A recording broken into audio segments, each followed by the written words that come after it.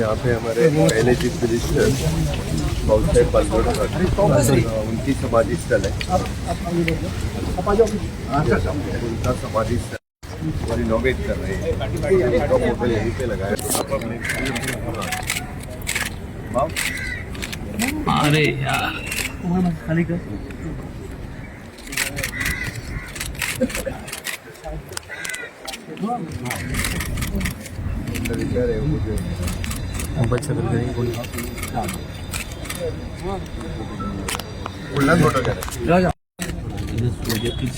चलिए चलिए।